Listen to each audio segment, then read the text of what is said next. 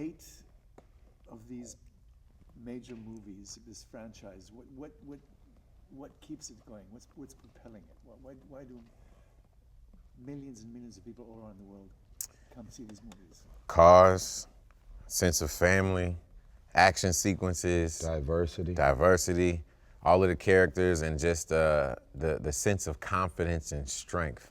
And I think everybody lives vicariously through so many different characters in this movie. So all of these things combined with the fact that we make the fans a part of the process of making the movies and making it all come together, that's 100% the reason. How do you do that?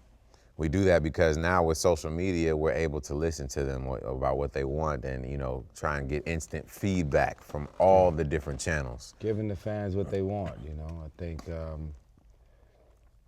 the other side of it is people, I guess, want to discount the fact that people grew up with us, It's been like they grew up with us, and we grew up with them. Even though they don't know us personally, they know us through these characters, and they're like, man, why would I not go see the movie? And I've seen all of them from the beginning. I want to keep supporting.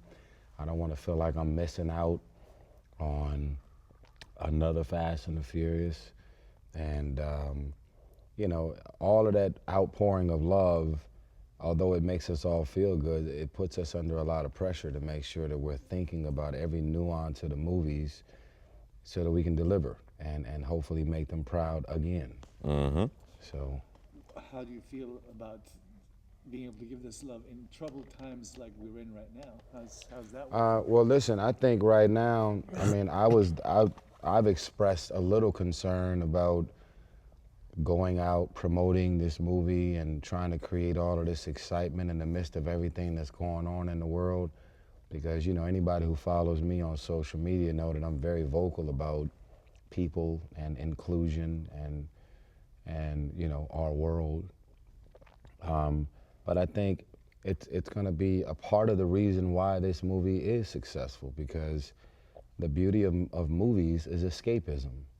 If we can get people out of their heads for 2 to 3 hours and allow for them to feel the energy and the excitement and get away from all of the obvious things that we're thinking about every day, I think it's going to be successful even because of that. And the movie is really good. And I think this movie gives people hope. That sense of hope sometimes is all you need to generate change and to implement change. And that type of escapism and then leads to imagination, which leads to action, because it creates creative ideas. Now, this franchise is known for its amazing locations. Tell us about this one. Where'd you go? Where'd you travel to? Man, this time, the movie has gone to Cuba. We went to Iceland, New York City. So, my friend here was saying earlier that it's great that now this franchise is taking people who never even have the opportunity to leave their own city or state or country to go to all different parts of the world and showcase it in a way that, no one has ever seen.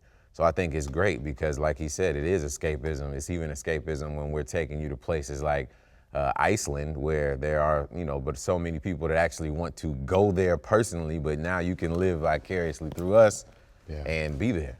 Yeah. What about the concept of bringing cars to Havana? They have there's this amazing car culture in Havana. How did that go down? Those cars are there. That's a part of their culture. Yeah, their cars, those cars were there for sure. I just think, again, between Iceland, Cuba, Abu Dhabi, Dominican Republic, Puerto Rico, Miami. We've been to a lot of New York now. We've been to a lot of different places with this movie. And the beautiful thing is it doesn't matter where we go in the world, there's cars, there's women, there's culture, there's custom cars, and there's this fan base that is always ready and willing to embrace us when we show up. So it's love that we never take for granted. It doesn't matter how long we've been doing it, it's still a very big deal.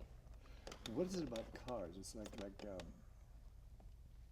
it's almost like a fetish here. You know, I think I summed it up in Fast 6 when I said that your car is like your woman. You know, you want to treat her right. You want to make sure you continue to take care of her. And you customize. Yeah, you want to customize these things because it goes along with your personality. You know, whatever is given to you is just, you don't want to just keep it that way. You want to continue to cherish it and take great care of it and do things to make it your own. And it's a bond in a relationship. And I think that's what makes everybody unique is creativity. There's a lot of, from what I know about this movie, I haven't seen anything, just the trailer. There's some, the good have gone bad, the bad have gone good. There's all these reversals. Where are you guys at in this film? Are you good when you start bad? Well, we can't give away the storyline. All I can tell you is that this scarf is keeping me really warm because otherwise I'm starting to believe that we are back in Iceland from the room temperature in this bitch. So to answer your question, yeah, we can't give away the movie, but you have to go check it out to see if we turn good or turn bad or the relationship and the dynamic between I'm those. always a good guy. Yeah, he thinks that, but he's not always I'm always a a good guy. good guy. I'm a good man. When he doesn't have food, he's not a good guy. Very true. Yeah. And when I first wake up, and when I'm freezing, I'm not good. Well, let me ask it a different way. When we meet you first time in this movie, what's going on in your lives? We can't give away the movie, man. Just.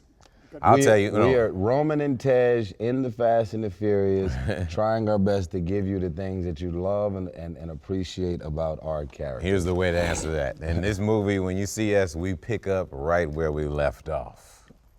The last movie. That's right.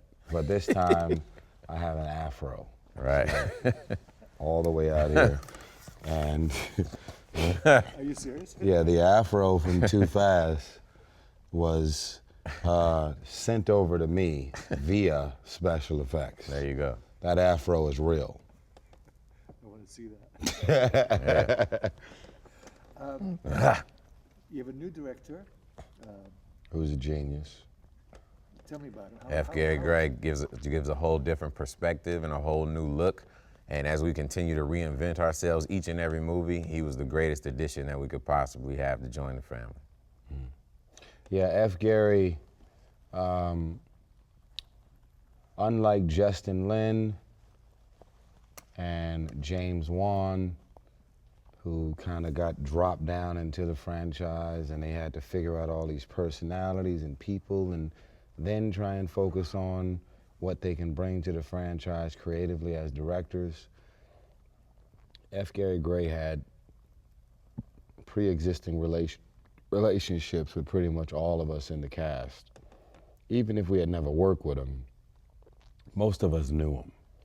And Dwayne Johnson, Charlize, Jason, Vin, I knew him. Me and F. Gary were friends for like 8 years before we ever worked together. So that was the one thing that he didn't have to focus on, getting to know us while focusing on what he could bring to the franchise creatively. So he had a bit of he was able to cut in line a little bit.